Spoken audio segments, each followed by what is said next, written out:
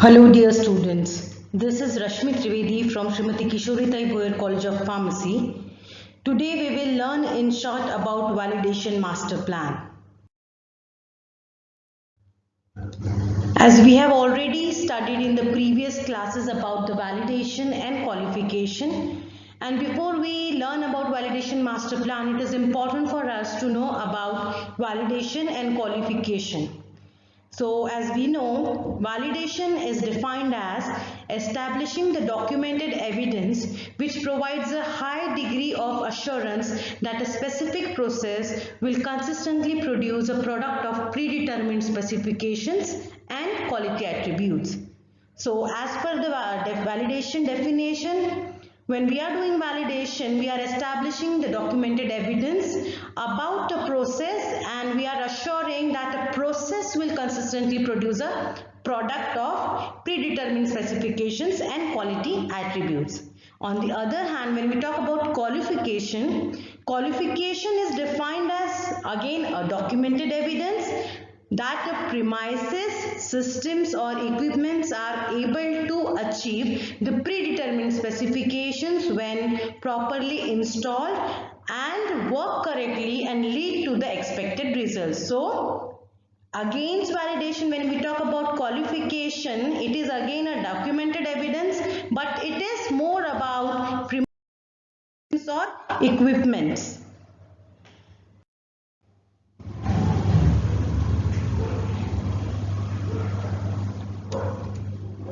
So when we talk about qualification and validation against a system, equipment and premises must be qualified to operate or work in a validated process. That means before we do a validation of a process, whatever system, equipment and premises are used must be qualified.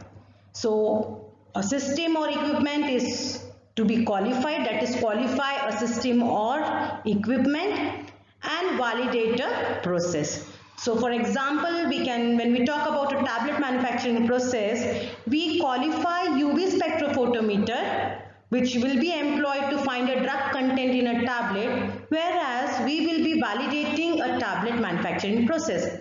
So in short again, equipment, premises, system which are to be used for a process are qualified while a process of manufacturing will be valid.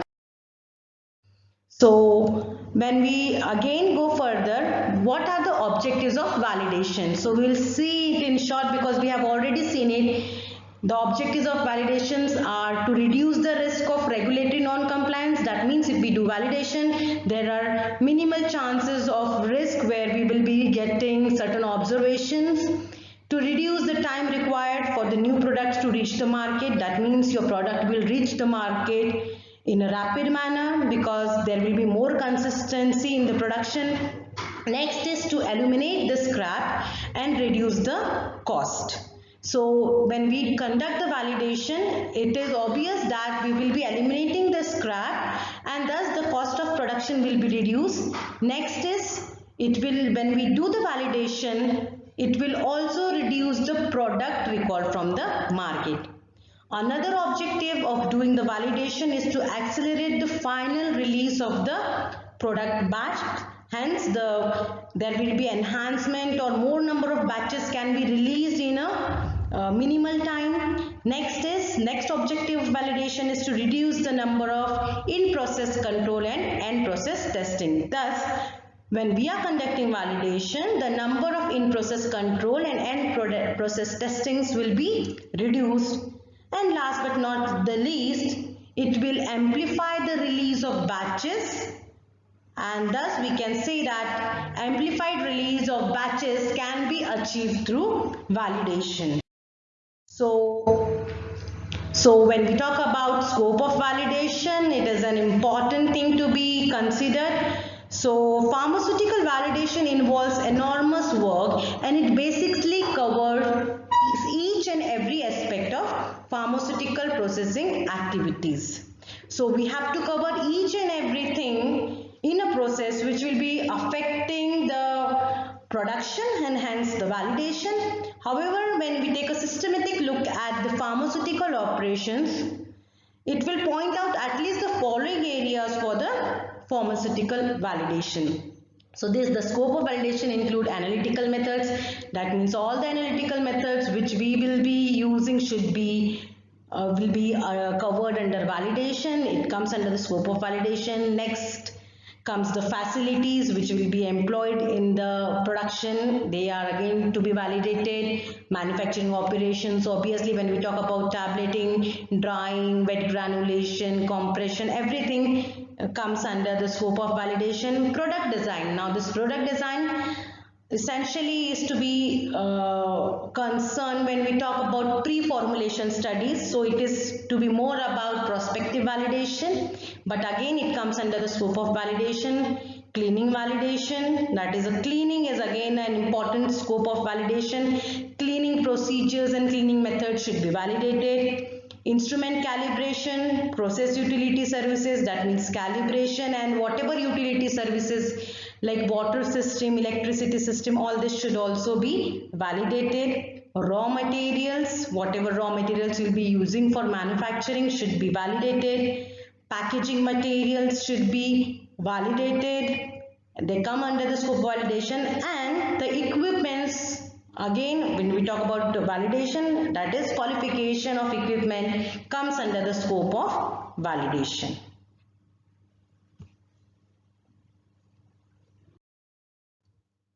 So next we'll see what are the advantages of validation.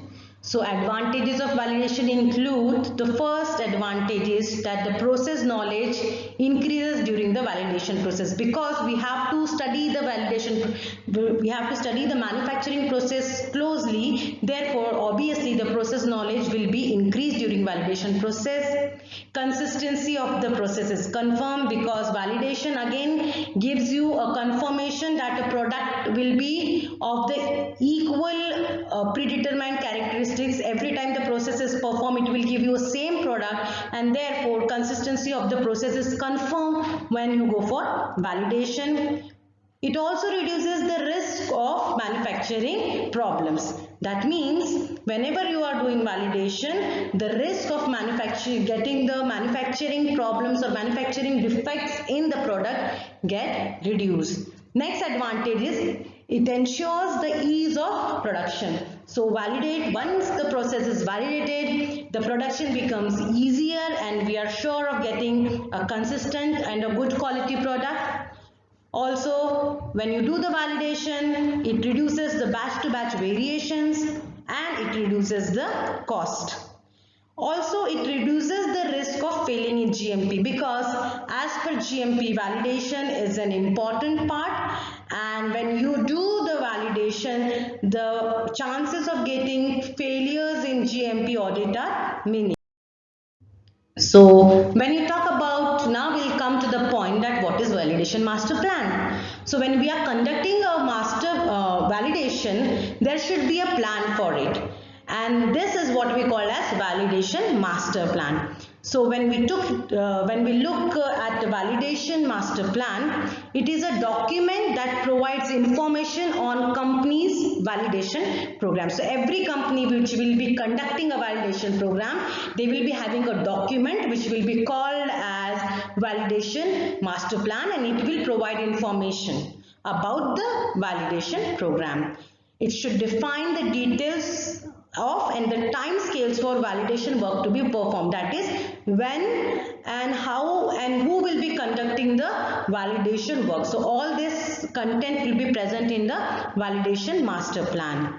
It will also, as I have told you, who will be conducting the validation. So responsibilities relating to the plan are also stated in the validation master plan. So in short, it will contain that complete information about the validation program, about when and how it is to be done, its detailed schedule and time scale. Also, it will contain the information about who will be conducting or who will be responsible for conducting the validation. So when we talk about validation master plan as per WHO is defined as a high-level document that establishes an umbrella validation plan for the entire project and summarizes the manufacturer's overall philosophy and approach. So this is a definition of validation master plan as per WHO, and it also, when we talk about validation master plan, it provides information on manufacturer's validation work program, and it defines the details of and time scales of validation work to be performed. It includes a statement of the responsibilities of those implementing the plan, that is when it will be done, how it will be done, and who will be responsible for implementing the validation plan. Next, when we talk about, there are a few more points which we should know about validation master plan. As we know, it has been abbreviated as VMP. A validation master plan is the foundation for validation program and should include process validation, facility and utility qualification, and the validation, as well as it should include equipment qualification, cleaning and computer validation. That is all the system, facility, equipment, as well as the process, including the cleaning and computer systems which are included in the manufacturing process should be validated. And for all this validation and qualification, the details will be, the foundation for this is a validation master plan. It is a key document in GMP regulated pharmaceutical industry as it drives a structured approach to the validation project. So GMP regulated pharmaceutical industry, for them it is mandatory to have a validation master plan.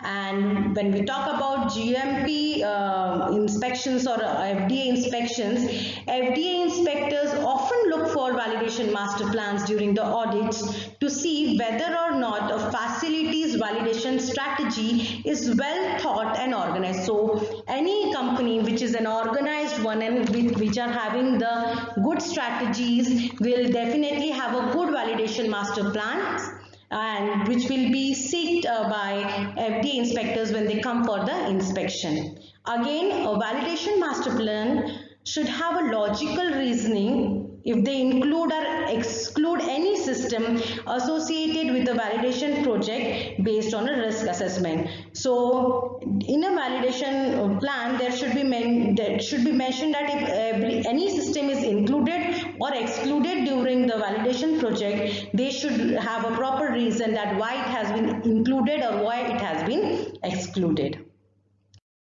Next, when we talk about members of validation master plan, following are the members of validation master plan, that is the people who will be involved in preparing the validation master plan. It includes validation manager from QA department, members from production, members from engineering, members from calibration lab, members from QC lab, members from maintenance, from HVAC department, that is heating, ventilation and air conditioning or air cooling department, and members from product development lab. So the following are the members of validation master plan. Next, we will, now when we talk about contents of validation master plan, again a very important aspect. So validation master plan, these are the following contents which should be present in the validation master plan. So it includes the introduction and the validation policy, methodologies and summaries of facilities, systems, equipment, process to be validated, qualification, organizational structure, that is personnel who will be involved, planning and schedule, preventive maintenance, change control, procedure, documentation format for protocols and reports, and appendices. So introduction part of a validation policy includes the introduction of validation master plan. As we have seen the content, one of the content is introduction or the validation policy. It should include a description of facility, its premises and equipments, and its purpose, intention and scope of validation. So introduction part or introduction section of VMP should include a description of facility, premises and equipment, their purpose, intention and scope of validation. Other relevant site policies and plans like factory or corporate policy or statements on GMP, QA, etc. should also be included into the introduction section of VMP. That is, we have shown this in previous slide, that is, it will include the methodology also. So methodology, this section of VMP should give details of predetermined requirements by identifying the standards that are to be applied to the facility. So it should give the details of predetermined requirements, that what will be the size, what will be the batch size, what will be the individual standards of the product that are to be applied to the facility. These standards are then used to develop the acceptance criteria that are used to judge the validation. For example, the acceptance criteria for drug content, hardness in case of tablet. It also involves planning and execution of documents such as protocols, records, reports or other. So methodology should also include the planning and execution of documents, which are the documents such as protocol, records, reports and others should be included. The standards, when you talk about standard, it will involve three elements, that is regulatory and guidance documents will be required to set up the standards. National standards will be required wherever you are manufacturing, those standards will be utilized, as well as the company, if it has its own in-house standards, that will be involved in deciding the standards. Next comes the personnel, which is important aspect. When you want to have a good execution of validation, the personnel plays a very important role. So the CFR 21 states that each person engaged in and each person responsible for supervising the manufacture, processing, packaging or holding of a drug product shall have the education, training and experience or a combination of thereof to enable that person to perform the assigned function. In short, a person should be qualified, trained, experienced with a proper educational degree or a combination of either of these to execute a proper functioning in a pharmaceutical company, whether it is related to manufacturing, processing, packaging or holding. And this is a requirement of CFR, that is set by CFR, FDA. Next, the validation master plan should detail the principles for personal requirements. It must address the features like experience of the personnel, which can be written in his or her biographies or CVs, and in-house training reports, etc. And whatever training has been given, for that documenting the training is essential requirement of the GMP. So this is about the personnel section of VMP. Again, what we have seen here was the personnel section of validation master. Next comes the schedule of VMP, essential component, one of the essential component. The work program is essential and should be prepared at an early stage. There should be proper timetable. A good plan should contain all the necessary features which are to be considered during execution of plan, and this determines the control of the project. So it ensures that all the personnel involved in the validation master plan are not only aware of the engineering targets, but they also know the validation targets. So once there should be a proper schedule, once the validation master plan is properly constituted, containing a proper schedule, the validation process becomes easier. Preventive maintenance is essential part, because unless and until you have a proper preventive maintenance of all the equipments and facilities which are involved in manufacturing, it is difficult to have a proper validation process, because validation again involves all the manufacturing equipments and facilities and systems. So this is the responsibility of site maintenance and operation department to have a proper preventive maintenance, and this activity should be performed during the design phase, in the early phase, and the documentation required should be included in the requisition.